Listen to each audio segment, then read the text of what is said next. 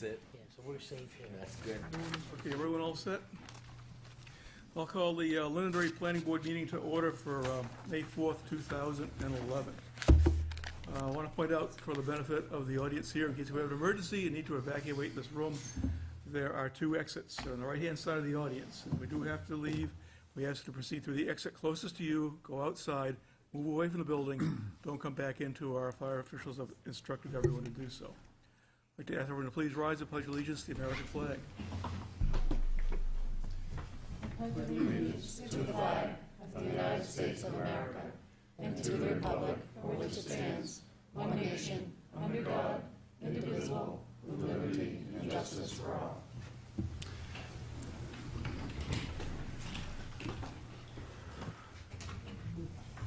Okay, Chuck won't be with us tonight. In fact, Chuck won't be with us next Wednesday also. And Chris is away on regards to work. So I'll appoint Dana to vote for Chuck, and I'll vote Scott to vote for Chris. And we've got 8 voting members with Tom just coming in, so we have a quorum and we can proceed. Chuck an ex officio? No, he's a regular member. John's the ex officio, Tom and Okay. Rick are the ex officios. So, this being the first meeting of the month, we do our new site plans, our new subdivision plans. And the first thing we'll do is administrative board work. That's where we got our business done. So we'll proceed to the first item. That is a voluntary merger, Nutfield YMCA, tax map 15, lots 25 and 26. And Andre? Details? This was, I guess, the YMCA spoke with Tim about this particular lot merger. I could not locate in the planning board read file. Oh, okay, you have it, okay.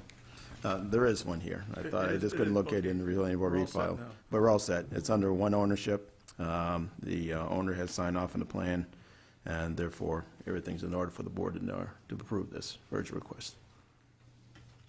Okay, and I haven't read the letter here yet, but Actually, I don't believe there's a letter associated with these are the two Okay. lots that abut each other on Rockingham Road, Yeah. yes. 219 Rockingham Road, Yeah. where the actual Y sits is on one lot, and the lot to the west is the lot where the swimming pools are, swimming pool and the, Oh, so okay. those are the two lots that are. Both yeah, owned by the YMCA. Correct.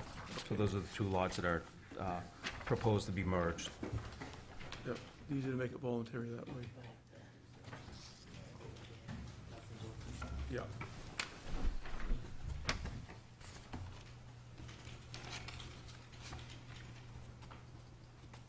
So what I need is just a motion. So moved. Oh, Laura, here. Welcome. So, we got 9 of us here now.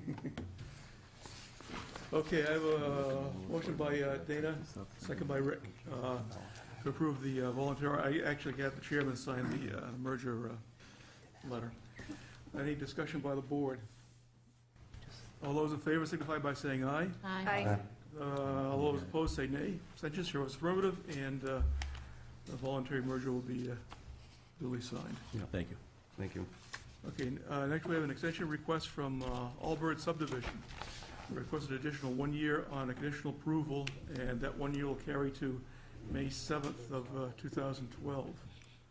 Mr. Chairman, members of the board, in your packet, you'll find a letter dated May 1st from Virginia St. Cyr, the owner of the property at tax map 16, lot 58, requesting an extension for 1 year.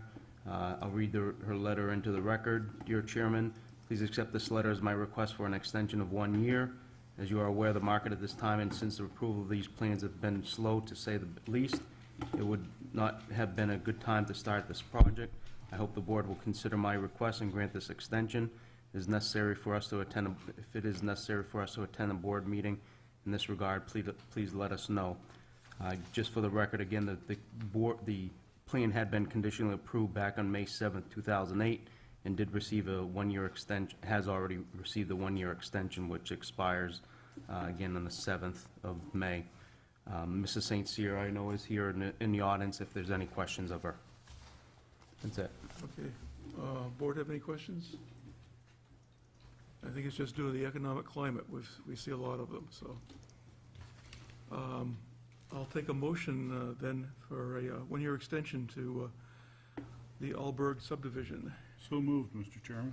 Second. Okay, motion by Dana, second by Rick, and that is to May 7th of 2012. Any discussion by the board? Seeing none, all those in favor signify by saying aye. Aye. Those opposed say nay. Abstentions show with affirmative, and the extension has been granted. Okay, next item, approval and signing of the meeting minutes of April 6th and April 13th. And I'll take those separately, because I don't think everyone was present at all the meetings, so. Move to accept the meeting minutes for April 6th, Mr. Chairman. Okay, Second. motion by Dana, second by Rick for the acceptance of the April 6th meeting minutes. Any discussion? Seeing none, all those in favor signify by saying aye. Aye. Those opposed say nay. Abstentions? One abstention. And Lynn was not present. And Chairman was affirmative, and the minutes of April 6th, 2011 have been approved. Okay, April 13th. Make a motion to approve the April 13th minutes.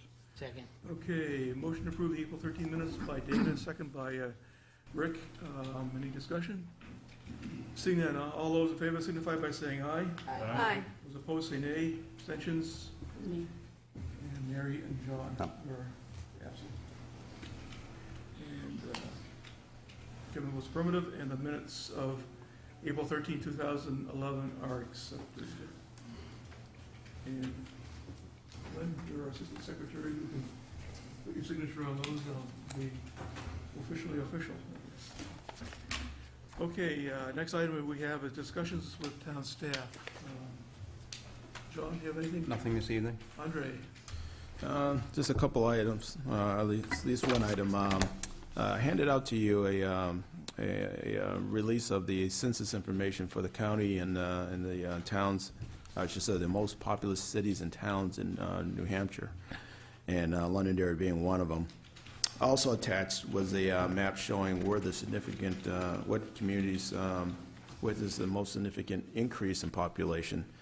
And obviously, the lighter the color is the least amount, or if it's orange, it means that actually they went down in population. And the lighter color to the darker color, the lighter color would be a modest increase in population. To the darker color would be a significant increase in population.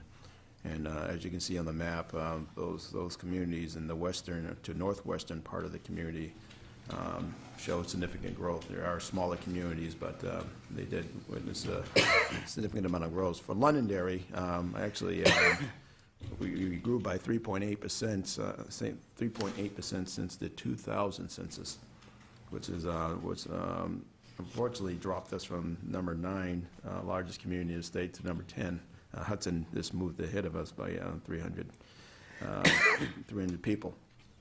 So, but Lynn had emailed me about this information. I thought it would probably be of value to the rest of the board, just to see where we're at with regard to the population. I'm hoping that as we, in the next few months or so, we'll see more releases of the information, the economic, housing, and income data that it usually comes along with the census information, usually 3 to 6 months after. So hopefully we'll get that soon.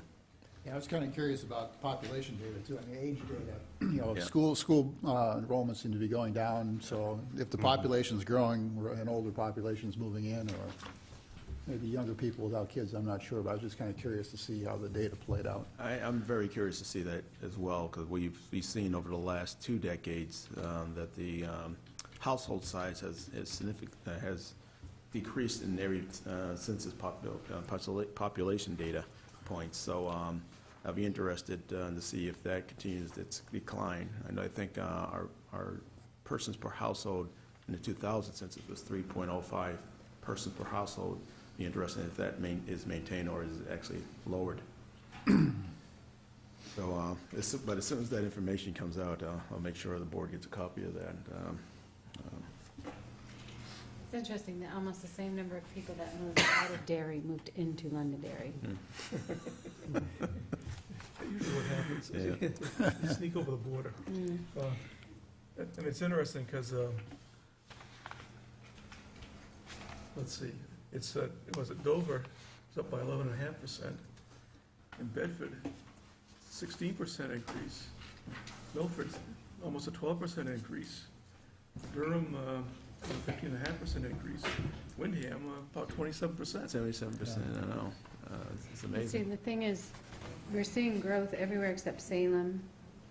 You know, I mean, Salem grew a little bit, but I'm talking about the things that are close to the border. We're seeing significant growth except for Nashua and Derry, and Londonderry and Salem. So I just think that with the road widening, we're gonna see, those places are gonna build out, and we're gonna be seeing people moving further north towards us. Yeah, and even the, Over in Merrimack, Yeah. too. I mean, we're in the heart of the New Hampshire growth, so. Yeah. Rockingham County and Hillsborough County is responsible for about 54% of the employment in the state. And I don't see that declining over the next few years. Are you able to find out how built out Pelham and Hudson are, and Salem are? For Salem, I know it's, they're getting towards their saturation point. I mean, they still have some areas that they can develop and areas actually that are redeveloping.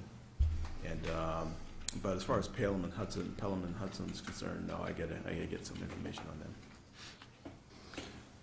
I think the other thing you also notice is the school systems that have been brought up and brought online over the last several years. Windham is a perfect example of that, where they now have a high school, now have a middle school, and they were sharing before. So I think what you'll see is in those areas, you'll see an influx of population, because now there's school systems to support the community. I wonder if 10 years ago, the map looked differently and Londonderry was in the, you know, the blue. Yeah, yeah. If I can find that map, I'm sure that they had it at one point in time. If I see that map, I'll definitely print it out so we can have a compare and contrast. Yeah, I mean, Londonderry's had its spurt. The biggest spurt was from, I'd say, mid-70s up to early 80s. Then there was a little lull. And then from late 80s into the early 90s, there was another big boom. Yeah, I think. At least that was where our growth management ordinance helped us. But Yeah. what they had for growth management ordinance was very arbitrary at the time, got thrown out in court, and then it was where we saw, I think 83, 84, averaging like 400 building permits a year. Now, there was a significant growth in the 70s as a result of the widening of 993 Yeah. that happened, I think, I in think the like late mid-60s. 60s, early 70s, I think it was and like then late on the- 70s, early yeah, 80s. I think it was on the tune of between 60 and maybe between 70 and 80, like 154% growth. And then from 80 to 90, it was something like 74%. It was astronomical. Yeah, as you said, the floodgate was once I-93 got built. It was- So, And we were blessed with 2 exits. Okay, Tom? Andre, wouldn't you say that the towns with the larger growth, especially the double-digit ones, tend to be towns that are more affluent? it correlates very well, like Wyndham and Bedford, you know, two of the more affluent communities in the state, you know, grew by double-digit figures. And I don't know if that translates to all the affluent communities, but I know the ones that are in this particular one seeing it grow pretty good. Yeah, also, I mean, when Londonderry was seeing its growth, they weren't seeing growth like Londonderry was, so it tends to balance out. But I mean, that's a good observation. I guess housing prices haven't slowed things down. Yeah. Some places, anyway. Anything else, Andre? Yeah, I shared with the board at the last meeting that we had submitted a grant, an Economic Development Administration grant to help with the, build the sewer pump station over the Pettingill Road area. Unfortunately, we're unsuccessful in our application, but I also mentioned that we had a meeting with the regional director the week following the receipt of our letter with Mr. Willie Taylor, and the meeting was very productive. You know, he said that Londonderry is very close with regard to its application, You said that if there's it was 9 applications and they can only fund 8, we were a close 8. I mean, we were just right on the bubble. And, but there are some things that he shared with us that we could add to the application, and I indicated that also there's another grant round June 10th, so we intend on submitting for that June 10th grant round, and hopefully we'll correct those things or add those things that we need to add in order to be successful. It's good. Keep at it. Yeah, we will. Persistence. Yeah, absolutely. That's all I have. Okay, anything from the board? Any news from the town council, Tom? Not much, no. Any goals yet, or that's still a work in Yeah, progress? we put it over until the next meeting because we had a rather long one Monday night. Oh, yes, I've heard. Okay, we'll get to the heart of the meeting here with new plans. First is RHP Investments LLC, tax map 6, lot 33A. This is an application acceptance and a public hearing for a site plan for change of use. This is actually the site of the former South Fire Station, and they want to change the use to office and storage use. Mr. Chairman, members of the board, there are no outstanding checklist items. Staff recommends the application be accepted as complete. Okay, I have a motion, I need a motion for completeness. So moved, Mr. Chairman. Okay, motion by Dana, second by Rick for accepting the application as complete. Any discussion? Seeing none, all those in favor signify by saying aye. Aye. Anyone opposed, say nay. Abstentions, chair's affirmative.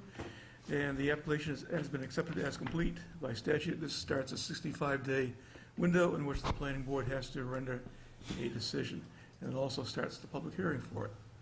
So, Elmer, just identify yourself for our records, please, and you have the floor. Thank you, Mr. Chairman, members of the board. My name is Elmer Pease. I'm a associate with PD Associates. I'm working with the lender who took the property back and trying to get a new use for the property. We have provided the necessary plans and information to the staff. I do see that there are a number of conditions attached to the suggested conditional approval. I don't have any issues with them. I'd be more than happy to answer any further questions the board may have. Okay, thank you. We'll go to John. Yep. And then we'll do the board, then we'll go to the public. Mr. Chairman, members of the board. The applicant is requesting 3 waivers. First waiver is a waiver to section 3.04 and 414A. Applicant has not provided the existing and proposed grading as required by the regulations. Staff recommends granting of the waiver as the project proposes no changes to existing grading. This recommendation assumes that proposed precedent condition number 2 is addressed in such a way as to not require additional paving, which I'll get into further later. Item 2, the applicant is requesting a waiver to section 309 and 414E. The applicant has not provided a landscape plan as required by the regs. Staff recommends granting the waiver as no changes are proposed to the existing landscaping for the change of use. And the last waiver is a waiver to sections 313 and 416. Applicant has not provided an illumination plan as required by the regs. Staff recommends granting the waiver as no lighting is proposed as part of the project. I will go through the precedent conditions, that being item number 1, the applicant shall update and correct the locus plans to ensure they accurately represent the existing conditions. Item 2, the applicant shall revise parking space number 3 to ensure that the entirety of the space is located on existing pavement, unless it is the intent of the applicant to provide additional pavement in this location, which would require drainage to be accounted for. Item 3, applicant shall provide a septic design for the new system required for the project, meeting the approval of the building division, and note the approval number on the plans. Item 4, applicant shall coordinate with DPW on the submission of the updated NHDOT driveway permit, which is required for the project based on the response from DOT. The applicant shall note the approval number on the plan and indicate any modifications to the plans if required by DOT. Item 5 would be note all waivers granted on the plan. Item 6 is to provide a digital copy of the complete plan set to the town at the time of signature. Item 7 is financial guarantee if necessary, and lastly, final engineering review. Staff does recommend conditional approval of this application with a notice of the decision to read as indicated in the staff recommendation dated May 4th. That's all I have. Okay, thank you, John. Anything, Andre? No, I just want to note on item number 3, which is the applicant shall provide a septic design for the new system. The applicant, as of yesterday, did submit plans to the building department division for review and approval, and so the application had been made. And just to note that the general and subsequent conditions will be part of the approval, which includes as-built plans, traffic impact fee, which was calculated out based on the applicant's traffic study, and then all subsequent conditions. Okay. Thank you. I'll start with the board. I'll start with Scott first, and we'll go through. I'm all set. All set. Rick? I have nothing further to add. Okay, Tom? No question. Also, Gary? Is the traffic impact fee based on the old formula or the new formula? Well, this is on Route 102, so it has no impact on the Route 28 corridor. That was plan. just Route 28? That was Okay. just 128. Thank you. No, I support the project. Nothing for me. John? Are there any abutters to this property, or actually anyone from the public have any questions, comments of concern with this? Seeing none, we'll bring it back to the board. Any further questions? I think what we'll do is if there's no further questions, then we'll go to the 3 waivers being requested. And Chairman, yes, sir. make a motion that we grant the 3 waivers as requested by the applicant in his letter dated April 11th, 2011, and based on staff's recommendation. Second. I have a motion by Dana for granting the waivers, second by Rick. Any discussion by the board? Seeing none. All those in favor signify by saying aye. Aye. Those opposed, say nay. Abstentions, show affirmative. And the 3 waivers that requested have been granted. thank you. And, Mr. Chairman, yes, sir. I'd like to make a motion that we conditionally approve the plans for RHP Investments LLC, tax map 6, lot 33A, with the following, with the conditions as outlined in the letter to the planning board from the town planner, dated May 4th, 2011. Second. Okay, motion for conditional approval by Dana, second by Rick. Any further discussion by the board? Seeing none, all those in favor signify by saying aye. Aye. Those opposed, say nay. Abstentions, show it's affirmative. And congratulations, site plan is conditionally approved. Great, thank you very much. This has been, at least there's use for it, so that's a good sign. Well, let's hope we get more activity out there. That would be Yeah, nice. well, Rick will start collecting taxes, that'll be some good activity. Fine. Thank you. Good night. Okay. Next, we have Londonderry Freezer Warehouse LLC, tax map 15, lots 124 and 22. This is an application acceptance and a public hearing for a site plan and conditional use permit to construct an 82,000 square foot warehouse and an office addition. Mr. Chairman, members of the board, there are no outstanding checklist item, and staff recommends the application be accepted as complete. Okay, Mr. Chairman, make a motion that we accept the application as complete. Second. okay, motion by Dana, second by Rick for completeness of the application. See, any discussion by the board?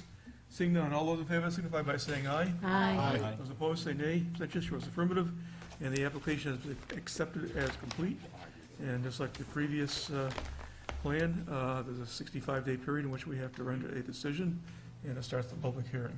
And just identify yourselves for our records, please. Good evening. My name is Katie Weiss. I'm here with Robert Baskerville from Bedford Design Consultants. We are here on behalf of Londonderry Freezer Warehouse. We met with you in January concerning conditional rezoning of this parcel to Industrial 1.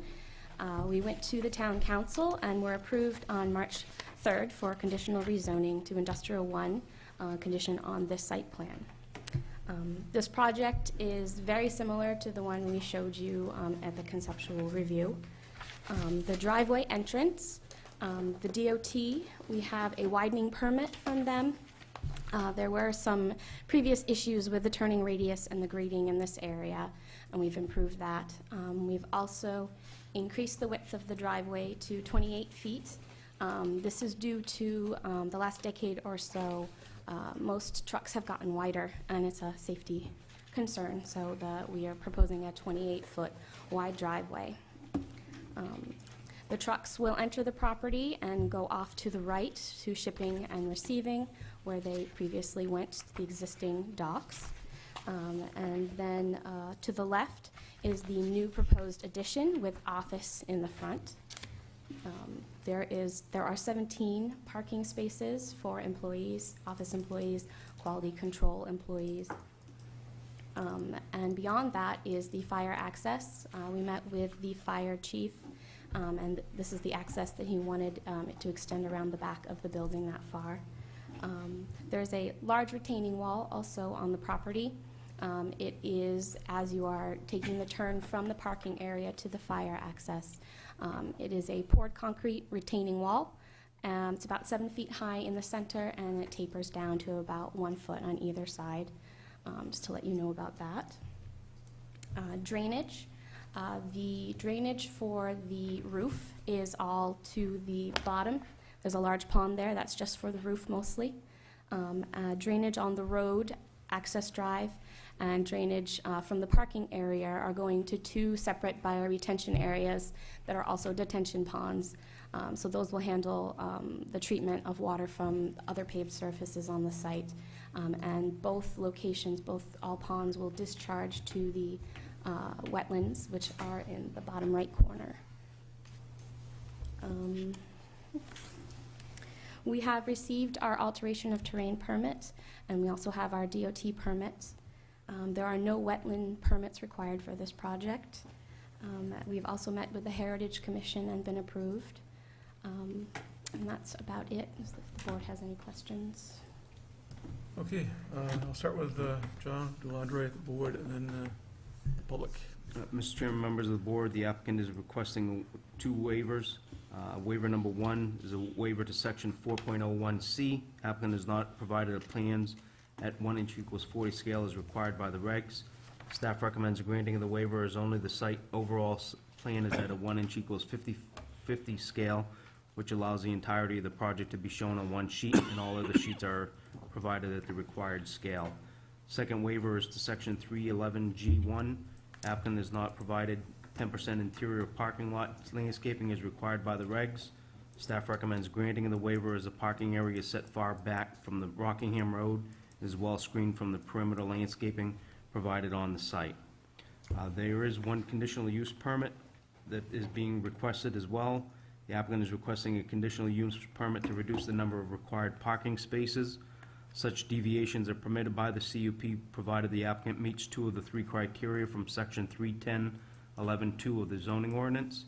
Staff recommends granting the conditional use permit as the applicant has demonstrated that the deviation is consistent with the purpose and intent of the parking section of the ordinance, and demonstrated through examination of the parking at Highwood Coal Storage, a like facility owned by the same company, and the actual parking demand for the property is significantly different from the requirements of the ordinance. And there have been no documented parking shortages at either location. I'll go through the engineering comments at this time. Okay. Item number 3, we recommend the applicant address the following on the grading plans. Review and revise a proposed grading for pond B1 to ensure proper slope and proper embankment width is provided in compliance with the town regs. Item B, review and revise the outlet structure locations for ponds B1, B2, P3 as necessary to comply with the town requirements and in order to maintain the top grade above the proposed grading and to properly function. Item C, provide pipe outlet inverts on a number of sheets and the rim elevation for drain DMH number 8. Lastly, include a signature for the professional engineer stamp on the plans. Item 4, recommend the applicant address a number of items relative to the drainage report. There were, item A, there were missing 50-year pond routing for ponds P2 and P3 from the submitted report. Item B, revise the post-development area to to be consistent with the existing areas and the previous submissions, and in essence, verify compliance with the regulations that no increase in runoff will occur. Item C, review and provide an outlet structure at Pond B2 which does not appear to comply with town regulations and be constructible in compliance with the regs. In addition, review and update the outlet structures at B1 as necessary. Item D, the 15-inch outlet pipe at Pond P3 was not consistent with the invert shown in the grading plan. Item E, we're requesting that they update the weir calculations at Pond B1 to indicate the proper height for the third weir. Item F, the outlet weir configurations at a number of the ponds provide for complicated and unconventional geometry. The outlet structure weir calculations indicate the width of the weir outlets decrease with height at 2 ponds and does not comply with the town's standard details. In addition, the performance and maintenance requirements of the weir geometry as provided is unknown and unproven. Recommend the applicant revise the outlet structure weir to be consistent with the town's details. Item G, provide post-development areas of a number of sub-catchments that do not match the areas shown on the post-development plan. Item 5, we're requesting they provide, verify the proper pipe lengths on a length of pipe associated with the sewer. Item 6, update the notes on the cover sheet to include the ZBA information in accordance with the regs. Item 7, verify the DRC comments of the sewer division are adequately addressed. There are 2 board action items, those being the 2 waivers as I previously discussed. And the other one was the, 2 waivers of site plans noted in their letters dated January 18th and March 18th. Second, the applicant's design does not provide the minimum required parking in accordance with section 31010. The applicant has indicated a letter for a request for a conditional use permit for the minimum parking. Again, the board will have to consider that as part of the approval of the project. There are 2 board information items. The applicant's revised driveway design to serve the lot is dimensioned as 28 feet, which exceeds the minimum 24 feet per section 310.5 of the zoning ordinance. We understand the planning board can specifically approve an exception to 36 feet. Board will need to consider the proposed driveway width as part of the project review. And lastly, the plans include the 2 existing lots are to be merged under this application. The applicant notes in the response letter that a voluntary merger will be submitted for action by the planning board prior to the site plan approval. The board will need to consider the lot merger as part of the project review. The staff does recommend conditional approval of this project this evening with the notice of decision to read as substantially as indicated in the memo dated May 4th, 2010. That's it. Okay, thanks, John. Andre? The only thing I would add to that, and John was quite thorough with the review, was this the general and subsequent conditions. The item regarding the traffic impact, and to get to Mary's point on the previous application, this would be based on the old criteria of the traffic impact fee for Route 28, because this was submitted for review prior to the adoption of that new fee schedule. So, other than that, the subsequent and conditional, general and subsequent conditions will be part of the approval. Okay. Yeah, and I'll start with the board. I'll start at the other end with John. Anything? No, I have nothing. Okay, Letha? No, Laura? I don't think so, although I'm just curious to see if there are any neighbors here. Yeah, they're set back, but that, yeah, Yeah. I'm curious too. So, No, I'm all set. okay, Mary? No, I'm good. Dana? Just one question to staff. You indicated 2 waivers, and in the applicant's letter request for the waivers, they're asking for a 3rd waiver to the plans. On a letter March 18th, 2011, to section 4.01.c, maximum scale of plans. I thought that was That was the first one of the wasn't it? things. That was the first waiver that I reviewed. No, I don't believe so. First waiver is 3.10.10, minimum parking. Second waiver is 3.11.g.1, and then there's the Number 3rd 2. waiver. Yeah, right here, Dana. The Okay, did I miss it? Yeah, 4.01C was what John brought up first. Oh, okay. 3.11.G.1 is the second one. The other is really, Conditional use permit. yeah, conditional use permit. Okay, all right. And My then also, apologies. yeah, then also the My apologies. driveway width, so. Okay. No, it looks good. Tom? I'm all set. Okay. Rick? Okay, Scott? I'm good too. Okay. I want to mention that the applicant was, worked very well with the Heritage Commission on, they suggested designs, not the Heritage Commission, so. They had to sit through a session with a previous applicant that was learning about some of the New England styles, and this was the exit 5 area with a bus station, and went through the whole course on kind of the Londonderry design, so the Heritage Commission was duly impressed, so thank you. So much easier when they come in after having done the homework, isn't it? Yes, yep. Anyone from the public, any abutters to this project? Yes, sir. Come to the microphone right over here. Need that for folks at home to hear everything. Hi, Sean Strong, 221 Rockingham Road. Yes.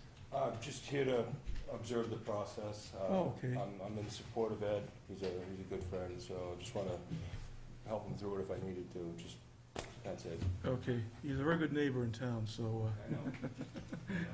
Thanks for coming. thank you. Any further comments? We like the positive ones. Andre? I was going to say, again, Ed was, and Freezer Warehouse was willing to work with us for quite a few years on this project as to whether or not he was going to locate in Londonderry or his location that was in Hooksett, and we definitely appreciate him choosing Londonderry and to expand on the existing facility here. And those are the type of things from an economic development position, is that, boy, anytime you have an existing business expand in your community, that's a good thing. Yes. And we definitely appreciate Ed doing that. Yes, we like that. Thank you. Okay, bring it back to the board. We have two waivers, conditional use permit, the driveway, is that, It will be covered as part of the approval. okay, if we just approve it the Just way, noted. conditionally approve it the way it is, it's okay, okay. Correct.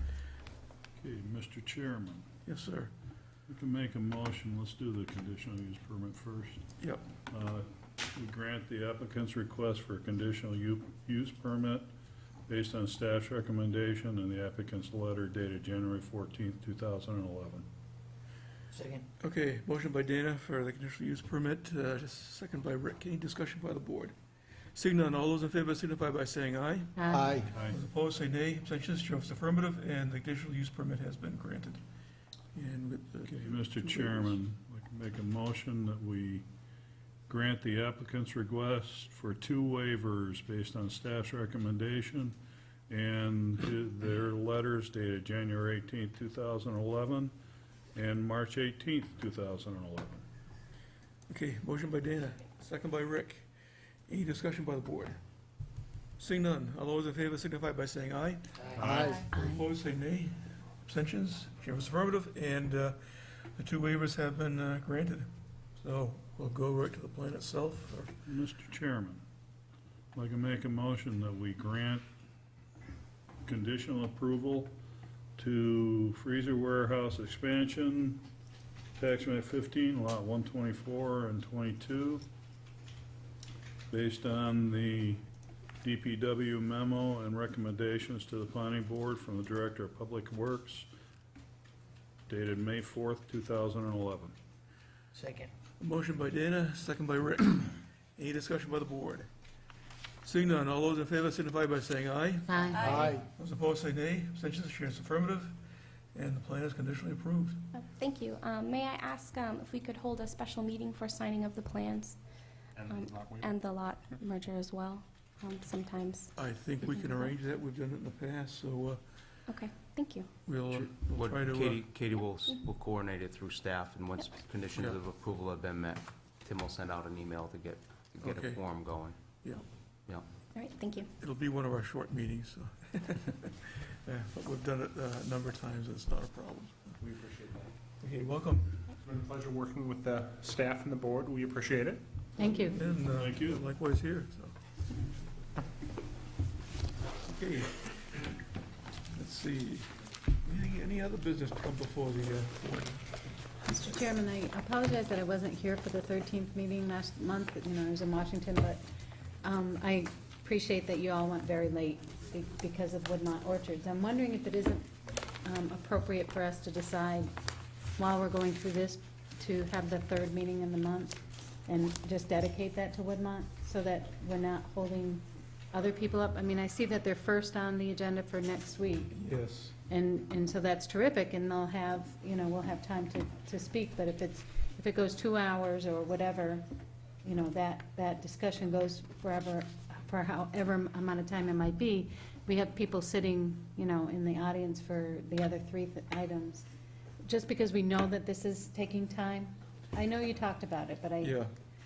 I don't know if there was any resolution. No, I don't think there was quite the, as a board, quite the will there to. Oh, at, you don't want to come out again for another week, another meeting? It isn't like the days when we had, No, every and Wednesday neither do was. I. was- That's the last thing I was- want to do either, but Basically, we had 2 for it, you just said 2 people for it? me and Oh. somebody else. Oh. I think me and Rick, yeah. So now we're 3, No, I wanted the third meeting as well. 4? Yeah. So now we're up to 4. I could- 5?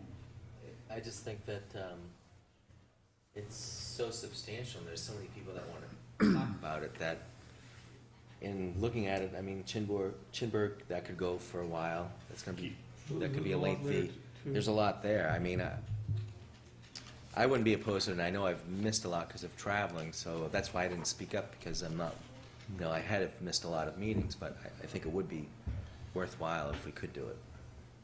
Yeah, that's- Mr. Chairman, Yes. I would also support Marion and her proposal for the third week. Again, I think given that this is probably going to be the largest impact to this town over the next 5 to 10 years, I think it warrants its own time, and not to squeeze it in or force others out, and let's give it the due diligence that it needs in order to be successful. Yeah. 'Cause, we can see what, because I know the third Wednesday is when the ZBA meets in here, but that doesn't say we could meet at another location, the third Wednesday, or Yeah. we could meet the fourth Wednesday. Yeah, but the other discussion is, you know, the first Monday, or the first meeting of the month has been light. Today's was one of the busier Mondays we've had in the last 6 months, probably, right? And we're Yes. done at 7:45. So, you know, the other suggestion was to move the non-Woodmont business to the first meeting of the month. Yeah, I think that ran into some problems with notices and things like that, because there's time required for notices, so we have it set up with the first 2 meetings, and it's been working well, and I think it could, my only fear would, we could probably do it, but something could fall through the cracks on us, and I don't really want that to happen. So what about the 4th Wednesday of the month? Wait, sorry, before we move on to scheduling a third date, if you're gonna change the date to schedule, if you have to change the notices to change to a third or fourth Wednesday of a month, you can also change the notices to make it the first Monday of the month, Wednesday of the month. And the fact is, we've really gotten out of here so early on all of the first Wednesdays. There's 2 forums for people to go and talk and listen about this every single week. It's not just the planning board where they have an opportunity to talk about this project. There are Thursday and Saturday mornings also. And I'm not saying that I don't want to talk about it more, but we have a huge, all of us carve out this Wednesday night, and we're done here at 7:45 till 8. We have nothing else on the agenda except this conversation we're having right now. I think that before we schedule a third week, we ought to try to fit it into the first week. It's not that we're scheduling a third, we are already scheduled for 3 and 4. If you look at a calendar, planning board goes every Wednesday. We're already scheduled for it. So it would just be using it. We just haven't used it because we haven't had anything that has been substantial enough to use it. I can appreciate that, but if all of us are sitting here on the first Wednesday of every month and we're done in half an hour or 25 minutes or 40 minutes, it just seems to be a little bit more efficient to try to use some of the time that night that we're all here rather than getting people to come, because anyway, that's what I think. Yeah, we can, because I know Tim had a problem with, you know, getting the notices out. You know, I think if there was nothing scheduled, it'd probably be easy. And Well, I think that's where you just run into it. Right now, we have light agendas, but if we were to have an occurrence of a heavy agenda, and we have that scheduled, then we'll run into the same feedback that we just did on the last meeting, that it's late and it's around 8:30 or 9. Obviously, I agree with Laura's that, Yeah, I mean, it's a perfectly that good- the first meeting of the month has been light, but if I'm things not- change, it might be detrimental. They can change real quick. I can remember being here 4 nights a month till 11, 12 o'clock. Oh, yeah, that's 10 years ago, so what this is. Not long ago. Yeah, we've had some, Tom. Before we start scheduling an additional meeting, I think it's more important to know what Woodmont is proposing to do. I mean, This wouldn't be this month. It'd have to be- No, I realize that, but Woodmont still has to get something fairly concrete before this board, before there's any purpose really in scheduling a third meeting.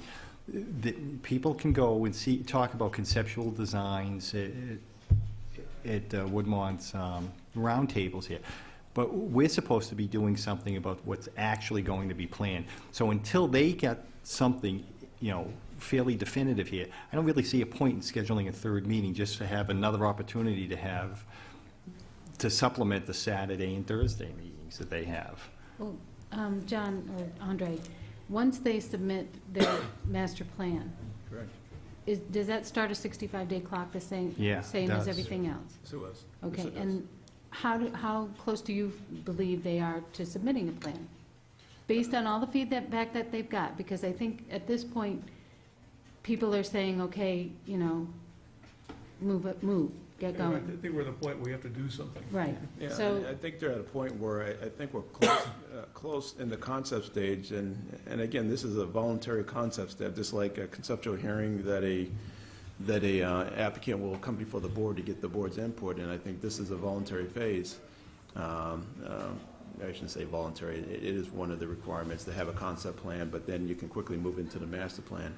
But I think we're getting to a point where the areas on the plan identified for the various uses is almost there. right, I do too. And I think the next plan that you see is going to reflect a lot of the changes and suggestions that were offered at the Thursday, Saturday meeting, as well as the planning board meetings. And obviously, there's more questions that have been delivered to the board and then to staff, from the residents, but it is close, and. But before we even get to their plan, I talked to John Michaels and suggested to him about putting down a narrative for each of their kind of sections that and he told me that they were going to do that.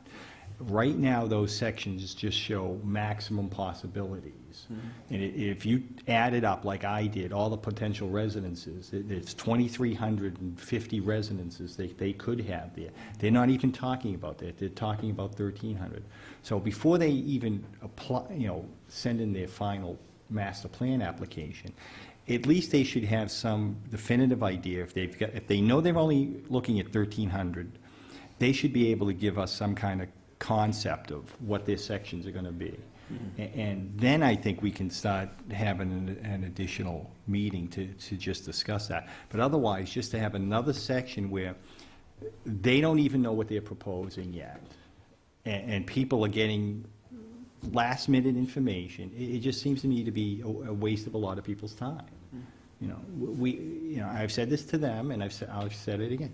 We have to put a clock on it. They've got to start moving on this thing. And they have to have some respect for people's time. People just can't come here every time that they're on the agenda to have input unless there's actually going to be some kind of impact that they're going to have. The citizens' time should be respected, just like their time is respected.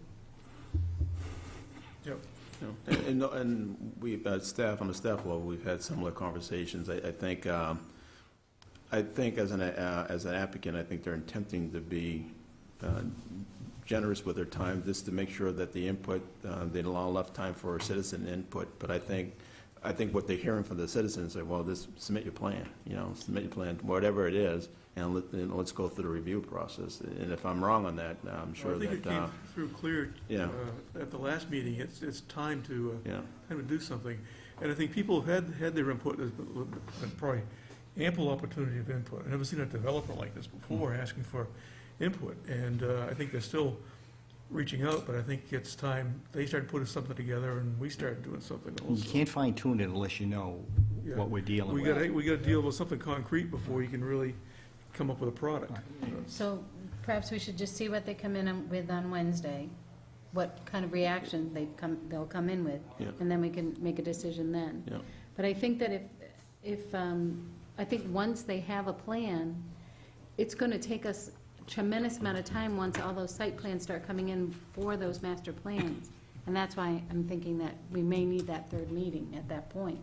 But, you know, I agree. I don't think we need to have 2-hour discussions over the same questions that have been asked again and again and again, because I believe many of them have already been answered. And perhaps because the project's so big, maybe we should tell them that we're gonna look at 2 or 3 sections, you know, closely, and not look at the whole thing. And this will be the time for people that are concerned with the section down near 102 to take a look.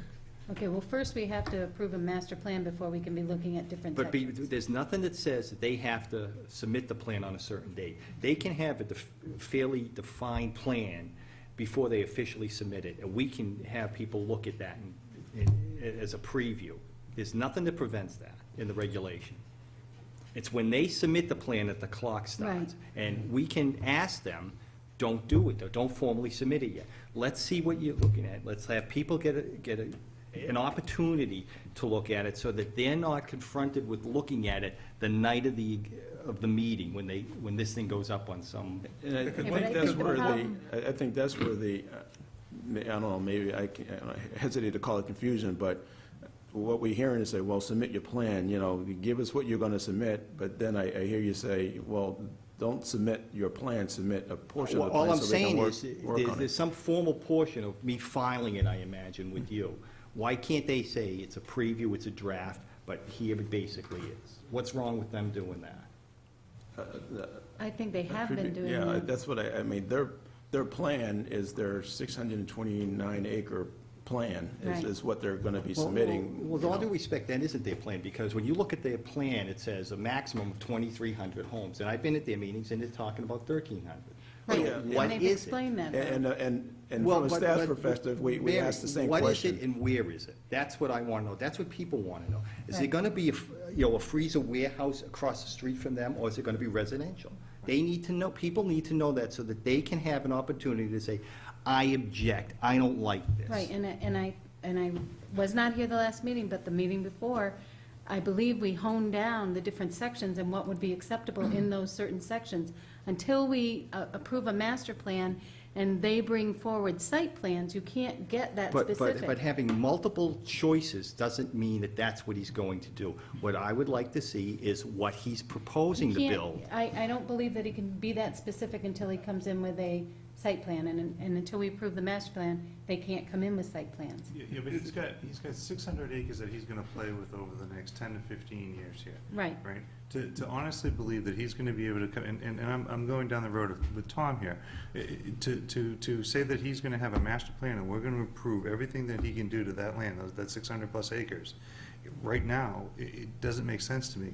I think looking at the various sections and asking him to provide more conceptual drill-down plans of what they're gonna be doing in each of the sections is warranted at this point. Yeah, if I can, Yeah, Andre. just to be real quick, as to the PUD process, what we're looking for is ultimately a master plan of the areas and designating what areas are gonna be used for what land use. Right now, we have a core area that has like a village, commercial district, and then we have an outer ring that's basically residential. And That's then we have- wrong, Andre, because if you look at what they're Well, putting out there just- right now. if you just follow me, they're this is a showing you- concept. They're showing you a picture of residential, but they're showing zoning for commercial, right? There's a huge discrepancy, and we haven't even had that discussion around that. And if I can just go, as far as the sequence is concerned, what we're going to ultimately approve is a master plan. is a To master what, plan the for the 600 site. acres? For the 600 acres. That's Why? what's being presented to us, is Well, 600 why acres. not ask them for a 100-acre PUD? We can ask. There's no difference from when Home should. Depot came in and presented a 135 square foot site. We didn't say to them, well, could you come back with a 10,000 square foot site? We reviewed it, we looked at the impacts, and we looked at the impacts and what that will have on the, with drainage, traffic, and all the other site impacts that are involved. If they're willing to account for those impacts, then we move forward and we say, okay, those, the way you're moving forward with those impacts are acceptable to Londonderry, therefore we approve the project. The same thing goes here. When we look at that master plan, we're gonna look at everything from the 10,000-foot level, the traffic, the sewer, whatever. If that plan is presented as acceptable to Londonderry, then you'll approve the master plan. If it's not, then it will need to be tweaked to make sure that it is acceptable, that master plan is acceptable, so the board will have an idea of what's gonna be coming down the pike in the future. There's gonna be a general area, what can go there, what can't go there, just like the town master plan. And, master plans are flexible. It's the level of detail of site plan. A lot of questions seem to revolve around at the site plan level. And that's where you really have, governs what goes where and what abuts with what. But having the overall scale, and this is the intent of the whole thing, is the town could do some planning, so you don't have conflicting areas. You have something that is cohesive, especially as far as traffic is concerned and everything. Mr. Chairman, with all due respect, what's the biggest thing that we've done in this town? Is it 600 and something acres? Have we done anything bigger than that? Other than the Pettingill Road area. Well, Pettingill, that's more commercial than space. Have we done anything in town that's this type of use or this type of size for a development? Oh, no. Then other than the Pettingill Road area, no. No. Yeah, I mean, How about 100 acre? We've had, some substantial, this is years back, some big subdivisions. But this is my point, right? I mean, you're talking about the largest development that we're gonna have in this town. You're asking for 100, you're breaking it from a master plan down to sections. 100 acre master plan at a time is not a terrible thing to ask for from a developer at this point. There's nothing to prevent the board from asking for it, but as a applicant, they're submitting this to us to The review. ordinance, that we have. 100 acre PUD, right? No, I mean, it At must. least 100 acres. At least 100 acres. Yeah, So it has to be over 100 acres. I think we have that in almost. The minimum circumstances, qualifier right? for a PUD is 100 acres, and what they're presenting to us is a 600 acre Right. PUD.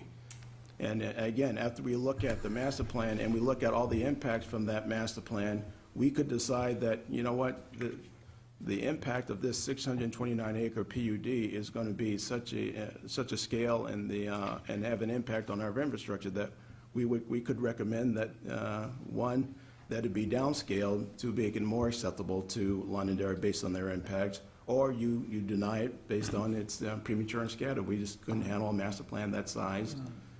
Yeah, Laura's next. I just think this is kind of an important question, because the idea was all around last week and has been repeated through email from various people that have been writing to the board. Can we just make this 100 acre master plan? And you said there's nothing to prevent us from saying we're only going to look at 100 acres.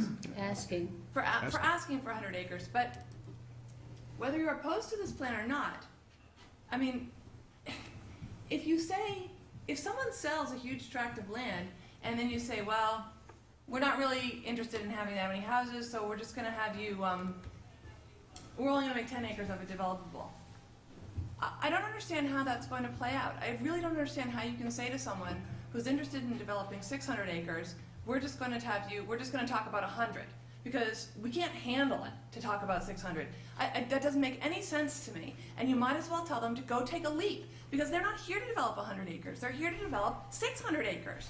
And I really don't understand this argument whatsoever. It doesn't make any sense to me that you would just say, we can't handle it, please only talk about 100, because that's the extent of our abilities right here. It doesn't make any sense to me. It's repeated and repeated and repeated, and I think you might as well just tell them to go away if you're going to tell them we only want to talk about 100 acres. Personally, I think it's a stall tactic. It's just another thing that they're throwing in the wind so that it will, delay this whole process from Well, going forward. with all due respect, that may not be the case. Many people who are throwing this. Mary, One person talking at a time, please. You know, Tom's on the floor. The planning board may look at this as, this is really great from our point of view of planning it.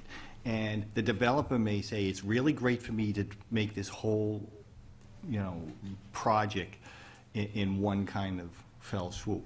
But the fact is, Mary, that I have my house, and you have your house, and other people have their house, and that's their investment. And they aren't sharing in the developer's plans or his profits or the planning board's convenience of looking at this in one big project. What they're concerned with is what affects them, and what they want is some input. And what they're entitled to, Mary, frankly, is the same input that you have because you sit on this board. They're entitled to know what's going to be there and to have the opportunity to object. And I know you can smile at me, but all I'm suggesting is if the gentleman, the developer he's gonna make his plans, he previews them. He previews them by sections, and people who might have an objection to one part but not another because they don't live near there have the opportunity to complain. And I know you think that this is just a delay tactic, but this is people's lives, it's their investment in their property, and it's their money, and they have a I right. believe that he has in fact done that. They have in fact done that. Well, Mary, with all due respect, he hasn't done that. He's got he's got projects out there or displays that show 2,300 homes. He's only proposing 1,300. I want to know where they're going to be.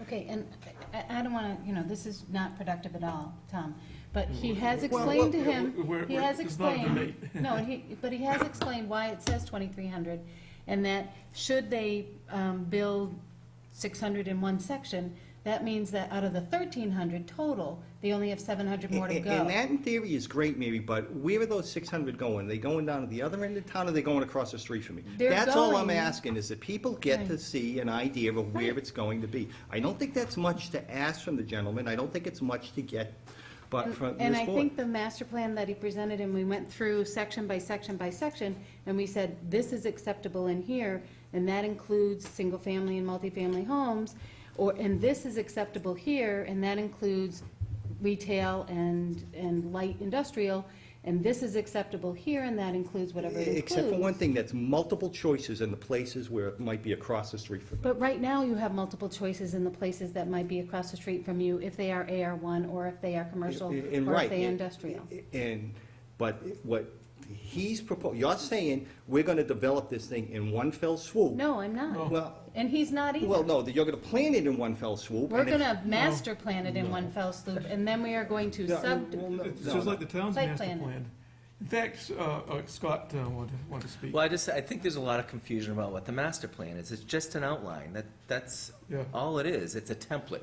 It's like you're writing a novel, and this is your outline, and what's going to be in each chapter, you don't know till you actually develop that part of the site. Right. And people are getting too bogged down with the small parts detail. of it, the details. It doesn't matter till they first determine that whatever site, whatever parcel they're going to develop, that's when it matters. We're getting bogged down with the minutia, and it's not important at this point. Yes, you want to start with the general first and then work to the detail. Otherwise, you never get anywhere. You know. That's But micromanagement. help me understand with the master plan, if we okay a particular piece of zoning for the master plan in a particular area, even though he has to come to us and provide us with a set of plans, all bets are off as far as being able to, so for instance, as an example, Scott, he's showing a particular picture of rows of houses. If you look at the zoning overlay of what's actually going to be allowed there, it looks just like what's across the street on the east side of the highway. I know what you're talking about. Okay, so all I'm saying is, let's be real cautious about what areas he's developing and why, and what we're doing with it. I understand, and Mary, I'm not blocking this, and I don't think people are blocking it. I think a lot of people want this, including myself and others. We just want to make sure that it's done correctly and done at a pace that we can control and manage over time. Yeah, that's, I think, where we're all at anyway. Yeah, I agree. So, And to say that people haven't had time to express their opinions or get their questions answered, Tom, is a little, it goes against everything that people have been saying up till now, which is get a move on, because they've had the Tuesday and and the Thursday, and Saturday opportunities, and we've had many meetings here at the planning board level. So I don't know who it is that you're saying is across the street from these people that are not getting their Because at some opportunity to point, Mary, listen. somebody is going to develop something across the street from somebody. Well, And- that's true of and- anything. And maybe, Mary, they not haven't like fear. decided, Show up at this forum and and, say and, their objections. and because maybe these forms, frankly, have been rather vague about a lot of things, and it may not really affect them in the area at this point. So all I'm suggesting is that before you dismiss people's concerns because they're not here, you put a definitive plan in front of Right. them as a preview. Andre? And I just want to echo one of the things that John just said about attending to all the detail of the project, and make sure that we're attentive to every aspect of the property. So therefore, when we develop a master plan, it's something that we, at the end of the day, feel we want. I think we're all on the same page. And I think, too, that this planning board has been very diligent about every project that has come before its board for the last decade, at least 11 years I've been here. Every single plan has been scrutinized. Every single plan has been reviewed in accordance with our regulations. There hasn't been one item that the board has ever approved that does not work.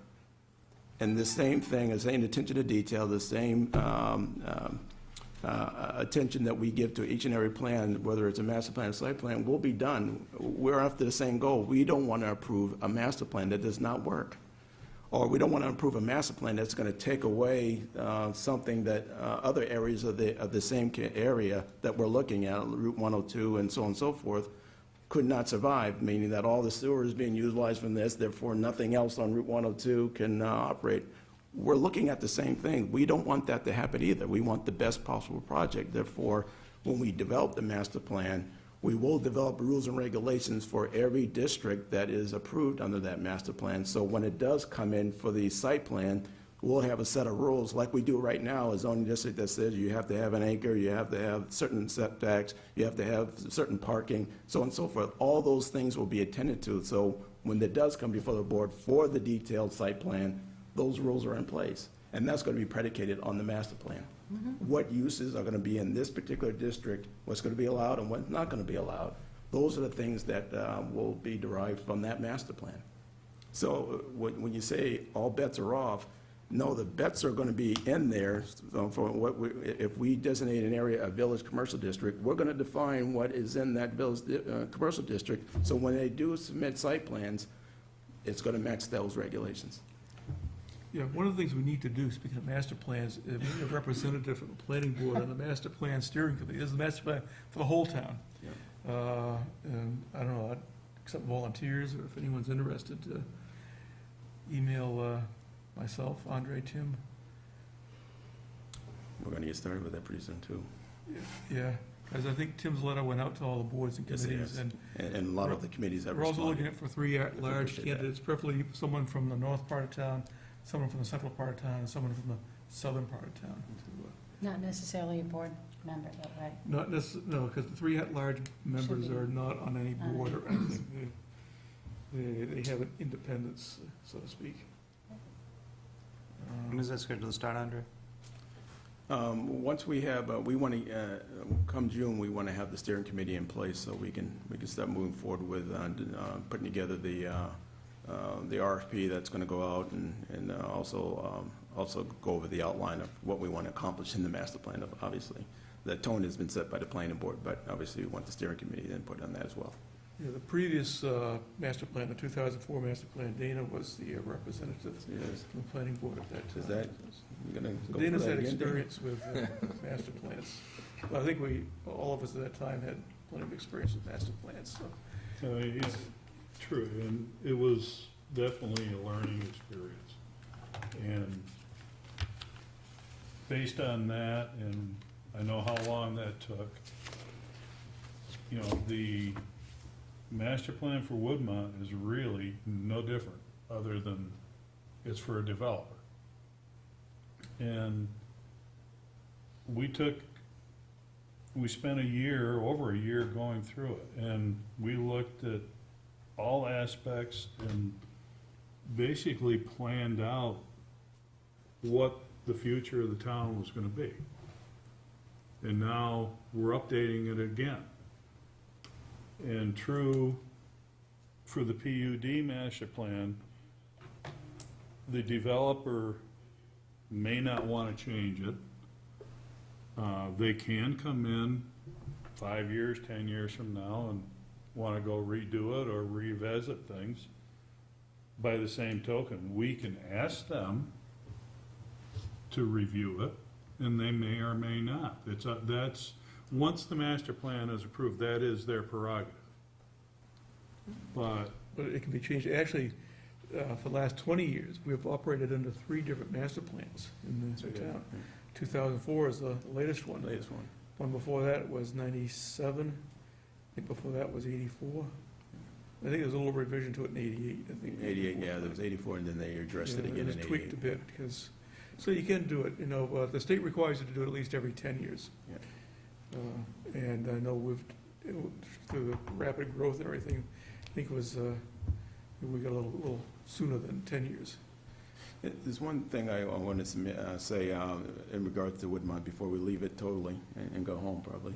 And also too, whatever we approve as a master plan and whatever gets approved subsequently in the site plans does not supplant Londonderry's growth management ordinance.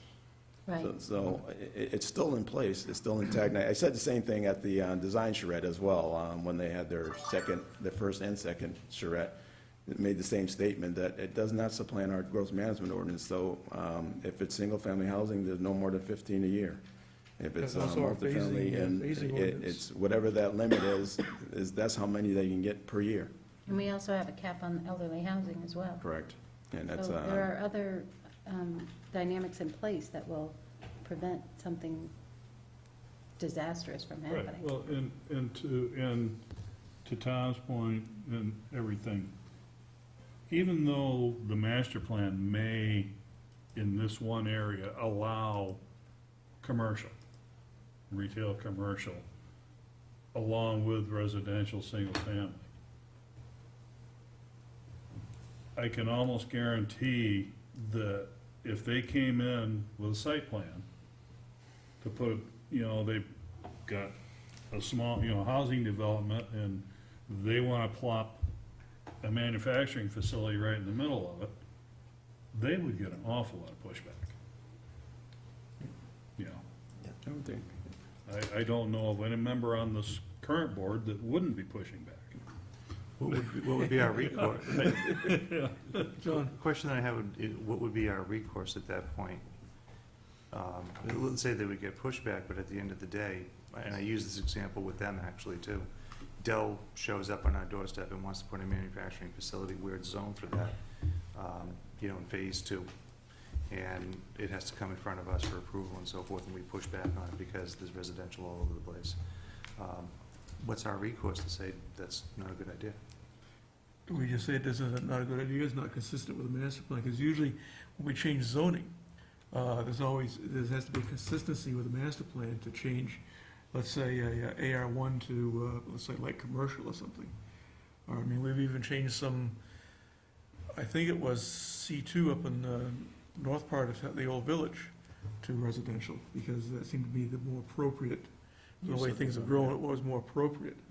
So there's gonna be a flexibility. Usually you look what surrounds it, because you want compatibility. You never want industrial butting upon residential. That doesn't work. We have several areas in town where that occurs. Some of it's in the North Village, some of it's on Auburn Road, some of it's on West Road. And there's a problem. And we have a chance to make sure that doesn't happen. And those all were developed before the master plan was put in place. Yes, that happened before the master plan. Wouldn't it be on the judgment of the board that it has some sort of disproportionate impact on traffic or safety, or in order to justify saying no? Yes, site plan, yes, we can say no. If it's, one thing is, it's in the statute called premature and scattered, but we have to be a lot more definite on that if we're gonna reject a site plan or a subdivision for that. Just like But traffic is a good area, but we have to have our act together. We have to have traffic counts and everything, yeah. It's gotta be done, scientifically, not too scientifically, some judges don't understand it, but, And I think under the PUD regulations, it has a disproportionate impact on fiscal ability of the town to handle the development. Yeah.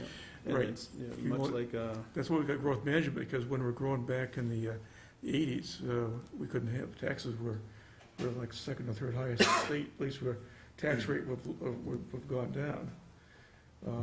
But rapid growth is a lot of pressure on taxes, on services. So we're kind of like in I think, a decent phase right now. I mean, but that was more the wild days. That's where 3 or 4 subdivisions every Wednesday night till 2 a.m., so.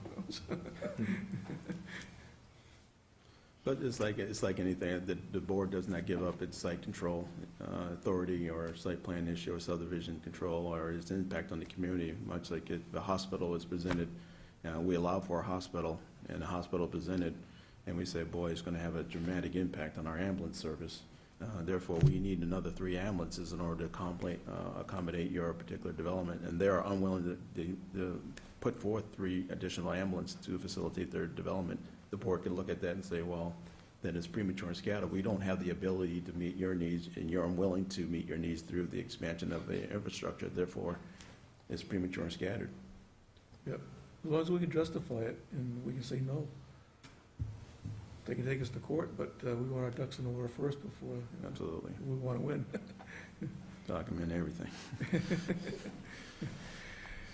Anything else? Any other business? Motion to adjourn. I have a motion to adjourn. Second. Second by Dana. Motion to adjourns are not debatable, so all in favor signify by saying aye. Aye. We're adjourned. Turn your kid.